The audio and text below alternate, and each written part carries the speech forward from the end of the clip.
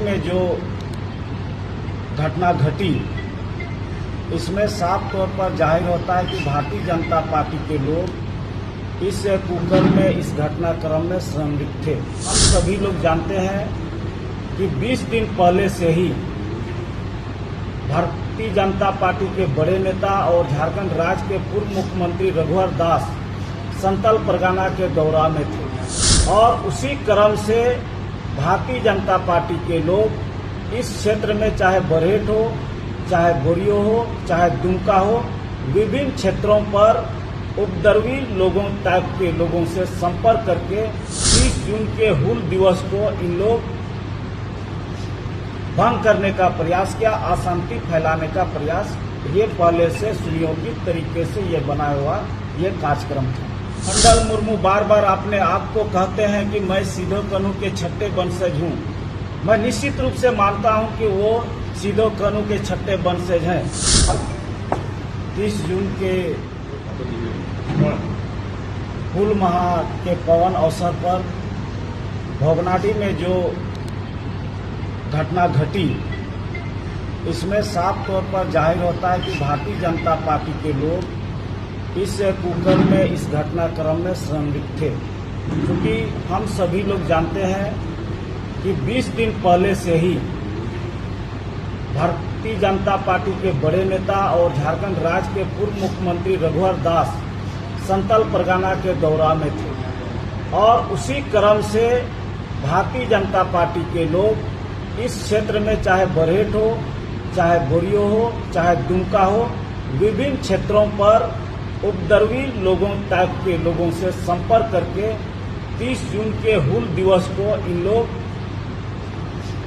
भंग करने का प्रयास किया, अशांति फैलाने का प्रयास। ये पहले से सुनियोजित तरीके से ये बनाया हुआ ये कार्यक्रम था। अभी आप हाल फिलहाल में देखा जाए कि मंडल मुर्मू बार बार अपने आप को कहते हैं कि मैं सिधो कानू के छठे वंशज हूँ। मैं निश्चित रूप से मानता हूँ कि वो सिधो कानू के छठे वंशज हैं, लेकिन वो भारतीय जनता पार्टी के एक सदस्य भी हैं और नेता भी हैं। आप देख लीजिए, जिस दिन सरकारी कार्यक्रम हुआ भोगनाडी में, उस दिन वंशज के सभी लोग मंडल मुर्मू को छोड़ करके सभी लोग सरकारी मंच पर उपस्थित थे और हमारे माननीय शिक्षा मंत्री रामदास सोरेन जी उन सभी परिवारों के सदस्य को सम्मानित भी किए। तो ये भाली भांति हम लोग जानते हैं और भारतीय जनता पार्टी के लोग शुरू से ही ये ओछी राजनीति में लगे हुए हैं। कहीं धर्म के नाम पर, कहीं जाति के नाम पर, कहीं मंदिर मस्जिद के नाम से।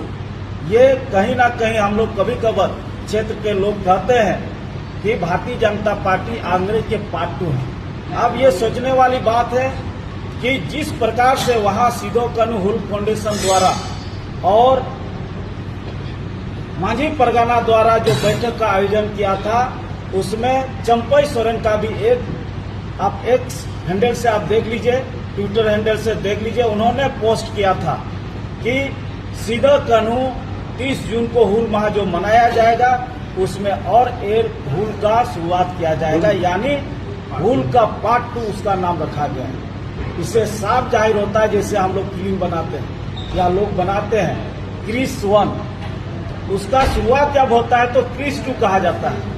उसी प्रकार से हूल का दूसरा रूप इन लोग हूल 2 रखा है। तो ये सुनियोजित तरीका से भारतीय जनता पार्टी के लोग किए हुए हैं। वैसी राजनीति भारतीय जनता पार्टी के लोगों को नहीं करना चाहिए। और ये आश्चर्यजनक बात यह है कि इन्होंने जो लोगों को लगाया, जैसे गोड्डा में पकड़े लोग 2 लोग, भोगनाडी के सभी परिवार में जितने भी सदस्य हैं परिवार में, सभी लोगों को, एक एक परिवार के लोगों को कपड़ा देने और पैसा देने का काम किया। प्रधानों तक पैसा से खरीद लिया गया। और मैं कह दूं कि वहां जो पार्क है, स्टेडियम है, वहां शुरुआत से ही हमेशा किले खुला रहते हैं और उसका देख रेख वंशज के लोग ही करते हैं। जिस प्रकार से मंडल मुर्मू आरोप लगाते हैं कि हम लोग को पूजा पाठ करने नहीं दिया गया, ये गलत बात कर रहे हैं। वो खुला था, मंडल मुर्मू ही उस पार्क को वहां पर तालाबंदी करके रखे हुए थे। बेचारा हमारे जो पुलिस प्रशासन लोग हैं, बाहर से जो व्यक्ति आते थे पूजा करने के लिए, पूजा अर्चना के लिए, उन लोग को देखते हुए खोलने का काम किया, जिसमें उपद्रवी लोगों ने पुलिस पर हमला कर दिया। मैं सरकार से भी दरखास्त करता हूं, वैसे लोगों पर जिन्होंने आदिवासी महापुरुषों को अपमानित करने का काम किया, वीर शहीद सिदो कान्हू के पवित्र